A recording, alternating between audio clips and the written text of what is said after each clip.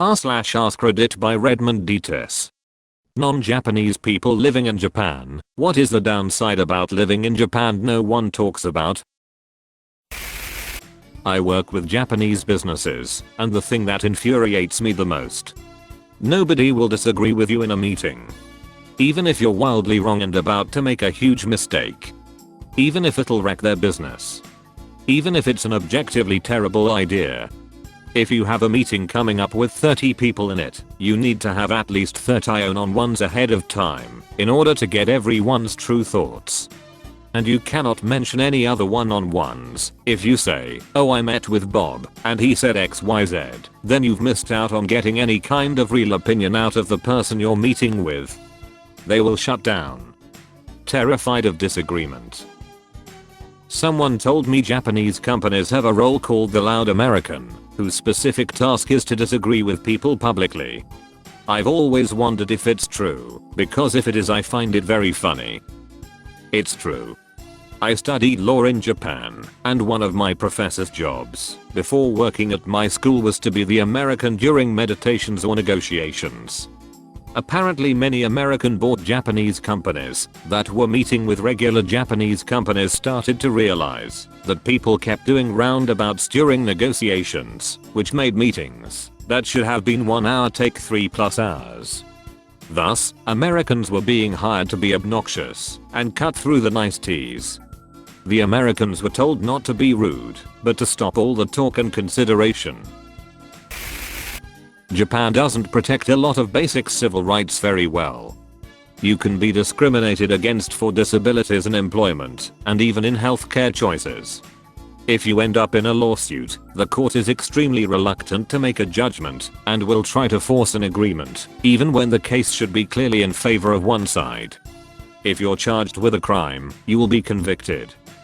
But not all crimes are charged, so if you're the victim of a crime and the police and prosecutor don't want to take the case to court for fear of being in the tiny percentage that aren't convicted, the perpetrator will go free. I've lived in Japan for 12 years and counting. Deep relationships are hard to come by. People don't often ask inquisitive questions for the sake of protecting someone's privacy. A big negative of that is most relationships are very surface level. In addition to this, people usually don't hang out at each other's houses. All gatherings and meetings must be planned well in advance, and things feel more like events rather than casual get-togethers. Ultimately, the lack of deep connections, where you really get to know people, is hard. People are so good at putting on an outward face and covering up their true selves. Japan can do things 3 ways. Amazingly well, antiquated, or absolutely weird or creepy. The salary. Even adjusted for cost of living, it's low. Best year of my life, and I learned a lot, but man was it a pain to budget at times. My buddy is Vietnamese and grew up in Southern California, then moved to Japan for work. He always felt Southern California was a little racist, but it was nothing like Japan. In Japan, Vietnamese are often uneducated immigrant workers and are seen as the lowest class. My buddy's Japanese wasn't amazing, it was his 3rd language. And he dressed like a California skater. He would be refused service at restaurants, not allowed into stores, and called boat trash. He eventually learned to dress in expensive suits and only speak English, playing up his Americanness. He still had an old woman ask, who taught a dummy like you English? It is so futuristic in a way, but also so behind to anything bureaucratic or anything relating to paperwork. No online system, no chance to go in person, just mail. And God forbid you mail to the wrong person or even the department, they will mail back to do it again with the right addresses. It can be maddening. There's this lady on TikTok that does a video series about what it's like being a foreigner in Japan. She's a teacher, and she had gotten a summer job at one point. Apparently they made her apologize for leaving and tried to force her to stay, and apparently some companies will try to sabotage your next job. Also, there's an issue with women living on the first floor of apartment buildings. I don't know if it's regional or not, but dryers are not something that she had access to, so they hang dry their laundry, and the landlord warned her about young men stealing panties from her little patio if she was living on the first floor. Most of the stuff is talked about a lot, so I dunno. Ridiculous work culture that emphasizes appearance of effort over results. Normalized cheating. I remember someone at work whose wife would only give him enough cash to buy lunch, so he wouldn't spend money in strip clubs. He ate cheap instant ramen to create his own secret fund and go see prostitutes.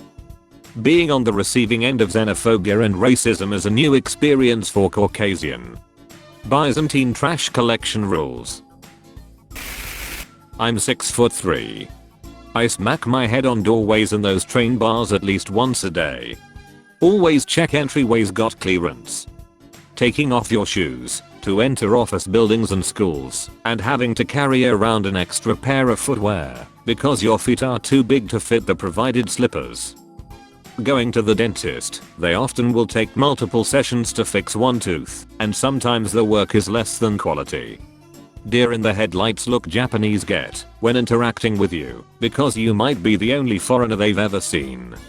It honestly must be what being a celebrity is like without the being rich part. I had a bunch of high school girls pretend to take an English class so they could sneak my picture and run out of the school giggling. Japanese are hard to read by body language. I prided myself on being able to read people.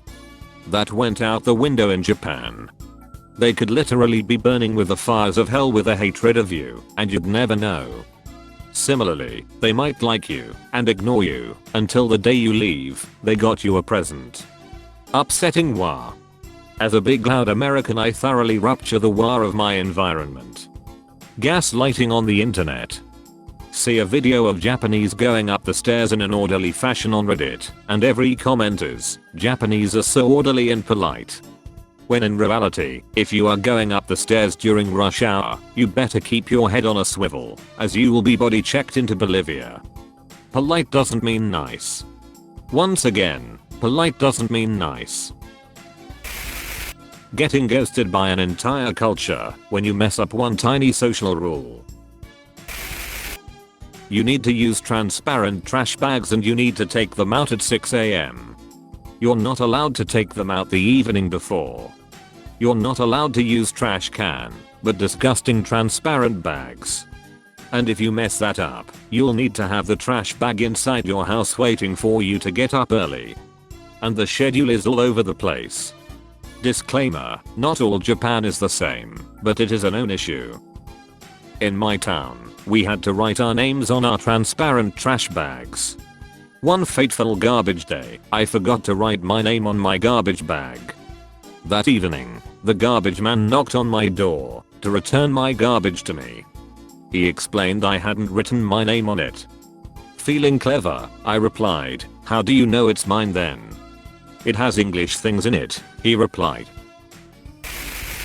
Not my story, but a school friend of mine, who was obsessed with Japan all his life, basically achieved his dream and moved over there, married a Japanese woman, and got a job with Bandai Namco. After 10 years, he practically fled the country with his wife and had almost nothing but bad things to say. He says it's basically impossible to be truly accepted as a foreigner, the work culture is beyond insane, and the police and government have a frightening level of power. He highly recommends it as a holiday destination, but not to live. The constant subtle exclusion gets to you after a while. Been here 6 years, and still get the "wow your chopstick skills are amazing" comments.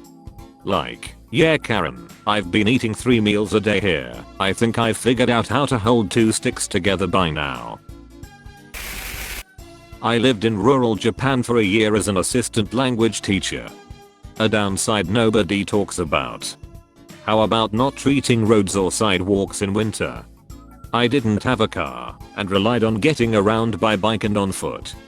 The first time it started melting and refreezing, it was a total shit show. Everything was covered in a half-inch of ice. I fell a lot, despite being Minnesotan.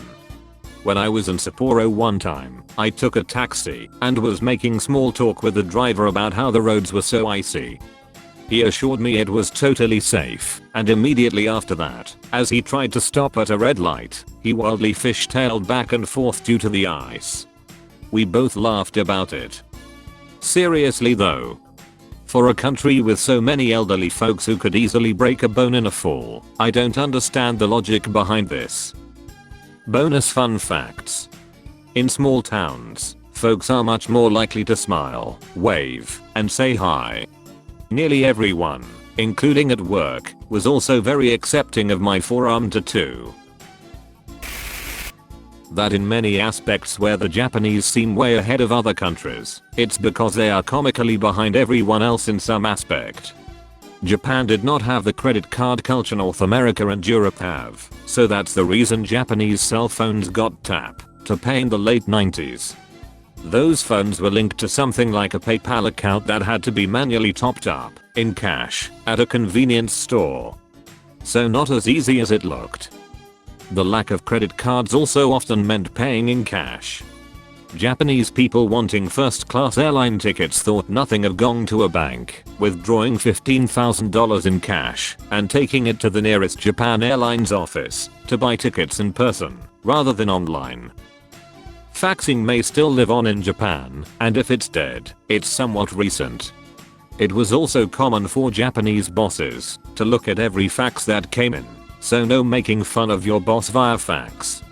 I know their IT is generally way behind the United States. A few years ago it wasn't uncommon to see Windows 98 in offices still. My wife is Japanese. We don't live there, but we go often and stay with her family in Fuki for a month or so a year. Here are my pics. The really freaking bizarre tradition about not complimenting other people's children for being cute. It's not a politeness or protection thing, but one of vanity. Everyone thinks everyone else's kids are ugly. I get made fun of for calling a kid cute. Even old women don't share pictures of their grandchildren with each other. Zero physical affection towards your own children. No hugs, nothing. I have to refrain from hugging my own kid when they're the cheating. Like 2 of my wife's 30 close friends are loyal to their husbands. Lawsuits for cheating spouses are a thing in Japan, which has a good number of my wife's friends either paying or receiving claims for adultery. Everything being covered in plastic, despite draconian trash rules. Women who have been raped or abused by their spouses still live with the in-laws, despite their husband being prosecuted for it. Ineffective waxy or plastic napkins. Something that does come up, but I feel like most people don't internalize, is just how xenophobic Japanese natives are. As a culture they never really left behind the "we are beacons of civilization and everyone else are barbarians" mindset. I like Japan, but there's some drawbacks. Japanese people are insanely racist. Way too many rules. These people love rules. The Japanese justice and civil tort system is insanely draconian and dysfunctional. Their houses are very small. Their salaries are very low compared to a high cost of living. The yen is weak. The fertility crisis continues to degrade their economy. It's the oldest country in the world, so the dating scene wouldn't be great. Their English skills are pretty poor overall. Earthquakes. The dating scene here is rough if you're a foreign woman.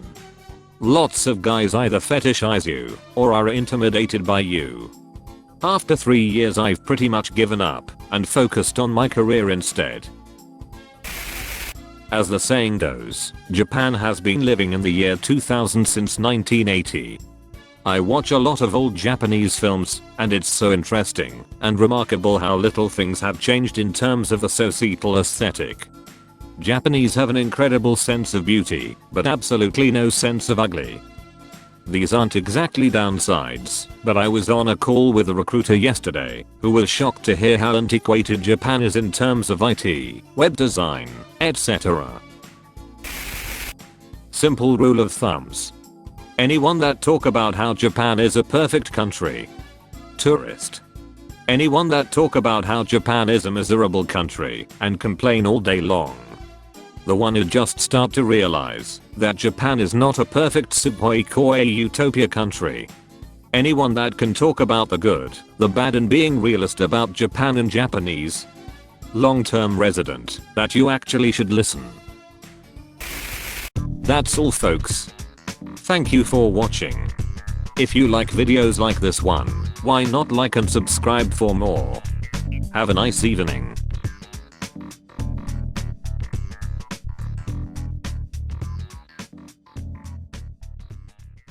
Tell your friends about me.